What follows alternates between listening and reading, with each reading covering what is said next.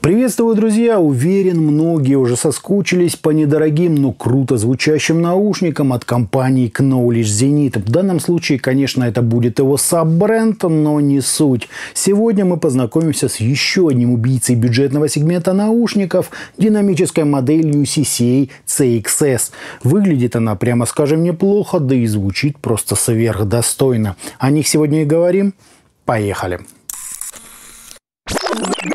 Пришла модель в уже хорошо нам знакомой коробке с изображением героев обзора и списком их технических характеристик. Из важного стоит отметить, что базируются они на 10-мм динамическом излучателе с импедансом 16 Ом и чувствительностью 109 дБ. В комплект нам положили инструкцию, а также знакомые всем черные амбушюры с насечками. В данном случае мне они почему-то не сели, так что я остановился на приобретенных отдельно КБИР-07. Кабель, как и всегда, звезд с неба не хватает. Сопротивление у него в зависимости от жил плавает от 0,6 до 0,8 Ома. Пользоваться им, конечно же, можно, но я настоятельно рекомендую заменить его на что-то получше, например, на модель Корд от тех же КБИР.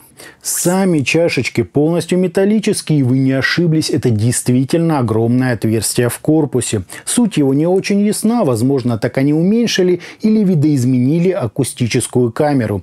В остальном все стандартно. Отверстие для компенсации, средний по размерам звуковод и внешняя часть с сеточкой, делающая всю конструкцию полуоткрытой. При этом сами отверстия здесь настолько мелкие, что нет никакого смысла опасаться влияния окружающего мира или то, что вашу музыку услышат посторонние. Смотрится это достойно, сидят наушники уверенно, так что все отлично. Вот так, друзья, это все и выглядит.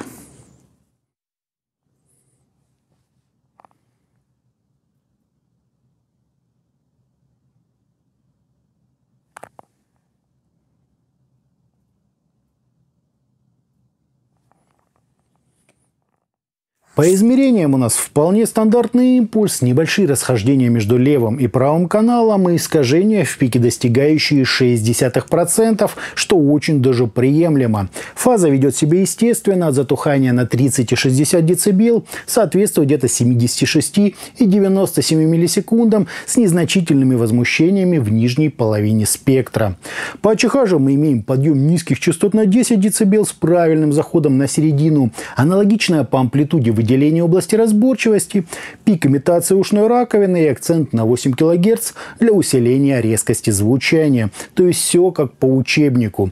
Далее идет легкое подчеркивание 11 кГц, компенсационная яма, чтобы убрать всякий мусор с высоких частот, и аккуратное убывание от 15 до 18 кГц включительно. С графиком от производителя мой совпал почти идеально. Кстати, нам предлагают рассмотреть и сравнить настройку героя обзора с актуальными сегодня флагманами, которые, судя по всему, вообще не настраивают. Не знаю, как по звуку, многие из них я не слышал, а по замерам CCA CXS прямо гораздо лучше и намного универсальнее. Звучат же CXS, на мой взгляд, на одном уровне с более дорогими Witch Pro. Только CCA имеют уклон в нейтральность, а Open Audio в мелодику. В остальном у героев обзора заметно выше четкость, лучше баланс частот, более однородное распределение массы, и вместо теплого лампового окраса идет немного холодная, почти родниковая прозрачность.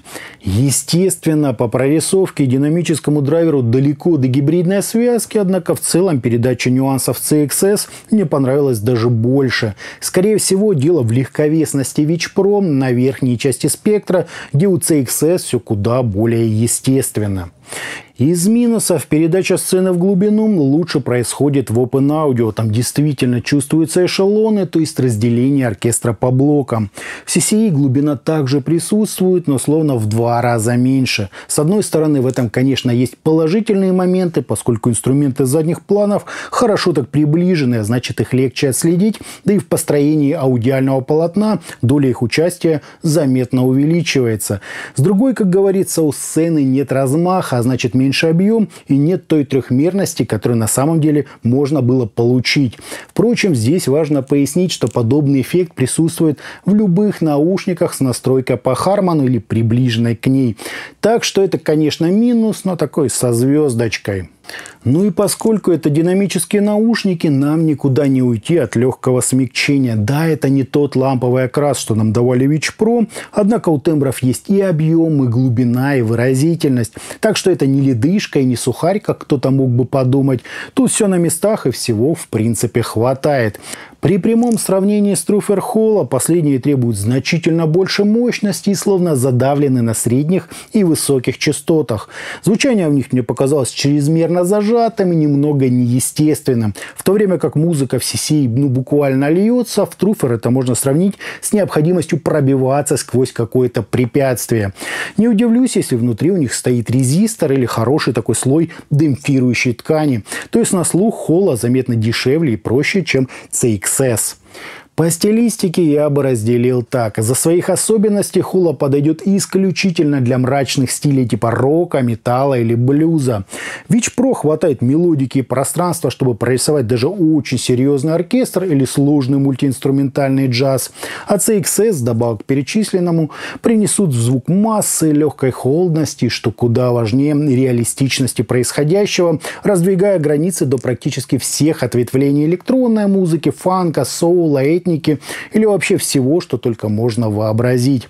Предупреждаю, это далеко не убийцы топов, однако в сегменте 2-3 раза дороже они вполне могут потеснить конкурентов.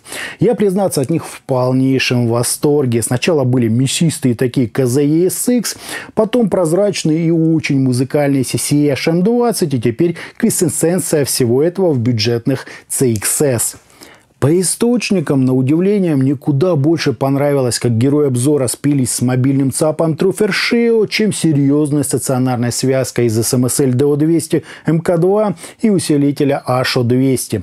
Впрочем, в обоих случаях звучание было достаточно насыщенным, однородным и просто сверхмелодичным. Низкие частоты имеют неплохую глубину и плотность, достаточно корректно строятся ритмические партии, а вокал, как и положено, чуть выдвигается из трека.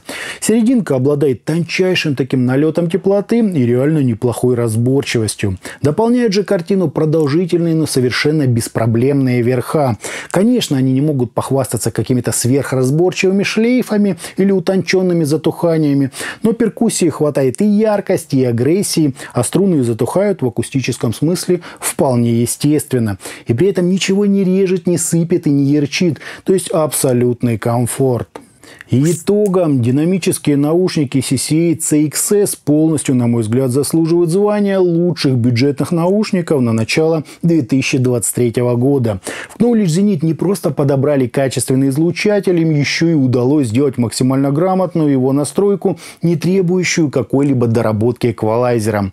Да, кабели насадки в данном случае желательно заменить, если, конечно, вы хотите раскрыть модель по максимуму, но посадка у них просто шик, да и внешний вид на уровне вполне себе серьезных решений. По звучанию же это достаточно сочные, слегка холодные по характеру наушники, имеющие правильную массу, превосходное разделение и просто потрясающую, как для своего сегмента, прорисовку нюансов. То есть это довольно мелодичная подача, но с элементами нейтральности. Ничего подобного в данном сегменте я, друзья, еще не встречал. Гениальные наушники и моя настойчивая рекомендация в сегменте около 1500 рублей. Эта модель действительно звучит дороже, чем стоит, а это о многом говорит. На этом, друзья, у меня все. Это были наушники CCA CXS. Всем добра, подписывайтесь, жмите лайк и присоединяйтесь ко мне во ВКонтакте и Телеграме. Всем, друзья, добра!